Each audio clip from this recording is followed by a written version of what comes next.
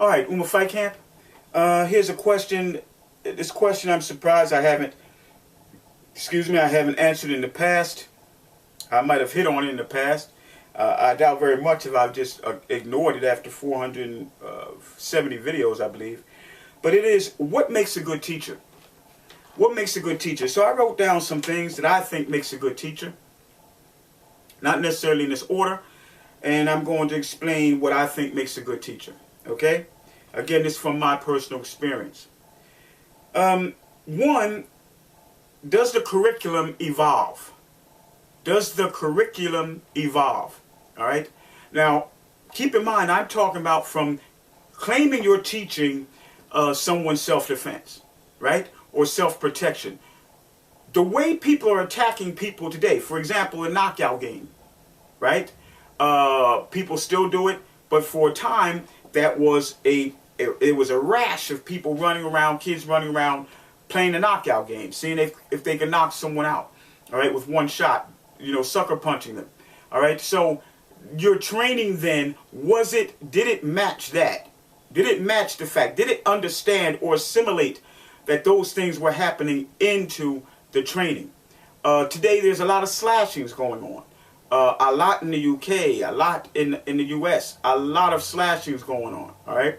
So does your training reflect that, all right? Does your teacher's curriculum evolve with the times or evolve with the circumstances? Next, is your teacher clear? Is he or she clear on what they're teaching you? All right, if they're saying they're teaching you self-defense, they shouldn't be teaching you sport taekwondo. If they claim to teach you self-defense, they should not be teaching you sport BJJ. If they claim to teach you self-defense, they should not be teaching you sport tournament karate. Okay? So, are they clear on what they're teaching you? What they said they're teaching you, or the genre or area they claim to be expert in and sharing that expertise with you, does their curriculum reflect that? So, are they clear on what they're teaching you? 3.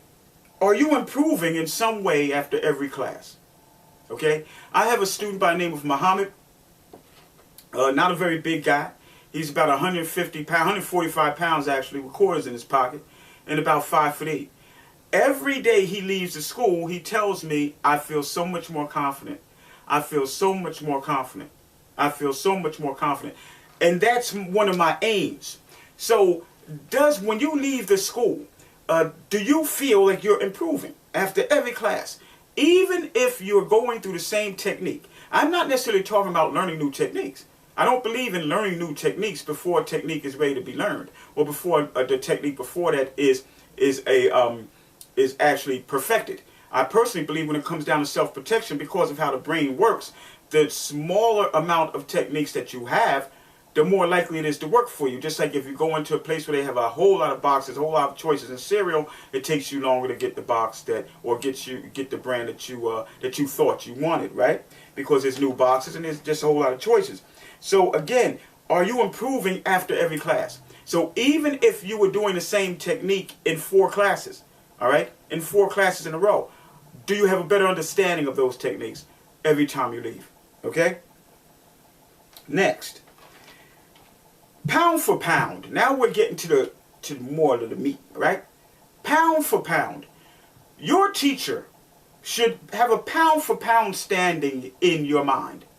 Because if your teacher has a pound for pound standing in your mind, and I'll explain what that is in a moment.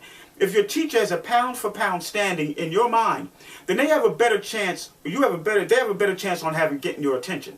Okay? They have a better chance on getting and holding your attention, right? Because this is how we operate. You know, it's not so much the message as it is the messenger first, right? Then you listen to the message.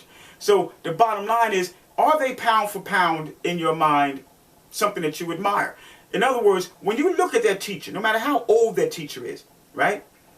No matter how short that teacher is, right? No matter maybe if the teacher might be underweight, right? Or overweight. Do you look at that teacher and say, if that teacher was my weight, or if that teacher was my age, that particular person, I would have a hard time fighting that person. I wouldn't want to meet that teacher down a dark alley, all right? Pound for pound, is this someone that you look at and you say, boy, that person can handle themselves. That guy is good. You know, or she is good. All right? That's the thing. Pound for pound, do they hold a special place in your heart? Okay? Next. And this is 3 in 1. What did they do? What do they do? And does what they tell you work? So these 3 things you need under one banner, right? What did they do in the past? What do they do now? What can they do now? And if what they tell you actually works. So you can't always say, well, what do they do now? Right? Because Customato, let's say, for example, just because Customato didn't handle the day-to-day mitt work of Mike Tyson doesn't mean he wasn't his teacher.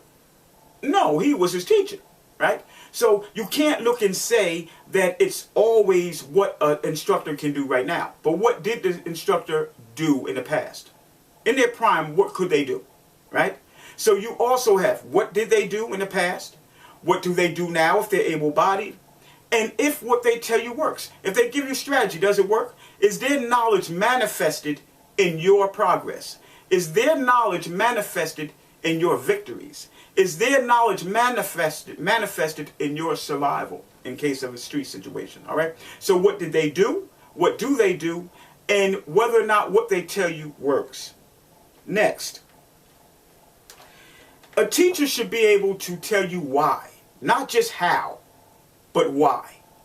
All right? Ed Parker, a karate master from way back, late Ed Parker, said, you can teach someone how, but when you know why, when you can teach them why, then you're ready to be a teacher. Okay? So your teacher should not just be able to not just tell you how to do a particular kick or a particular punch or go into a particular clinch or a particular headbutt or whatever the case might be. Hold down, snap down, whatever. Right? Go behind. He should be able to tell you, he or she should be able to tell you why you do it this way. Why you put this foot forward or why you put that foot back. Why you move in this way. Why you take a 90-degree turn or a 90-degree angle or a 45-degree angle. Not just how, but why. That's the sign of a good teacher. And this is something I think that sets a lot of good teachers apart. Able-bodied teachers, in my personal opinion, should be able to insert themselves and be willing to insert themselves into the school curriculum, and particularly the drills. Okay? A teacher should, if he's able-bodied, should be able to and willing to insert themselves into the drills in that particular school and take part in those drills. Okay? If they're able-bodied. All right? When I teach 3 days a week, I actually work out 3 days a week. Because once I correct everyone on their particular move or their particular hand position or foot position or head position, once I correct everyone, I insert myself into those particular drills so I get my workout. So I'm authentic. So I'm not deluding myself. Okay? So if you have an able-bodied instructor, he or she certainly should not be just walking around just barking orders. Okay, so I'll go through them again. What makes a good teacher? Does the curriculum evolve with the time? Are they clear on what they teach? What they say they're teaching, is that manifested in their curriculum? Do you improve every day that you go to class? Do you feel that you've improved every time you walk out the door? This is 3 under 1. Look at what they did in the past, what they do now, and whether or not what they tell you actually works for you. Pound for pound, you should be able to see them pound for pound. You should be able to see, wow, if they were my weight, if they were my height or my age, you should be able to look at them and look at their skills. And then looking at their skills, make an adjustment for their age, for their weight, for whatever, and say, given their skills, they are worthy of being my teacher. Next, they should not be able to just tell you how. They should be able to tell you why you're doing something, okay? And lastly, but not least, they should, if they're able-bodied and they're physically able, all right, and young enough, they should be able and willing to insert themselves into the contact drills that they teach you. Uma Fight Camp, Safe Carmen. I'm Safe Carmen. Train hard, train smart. See you next video.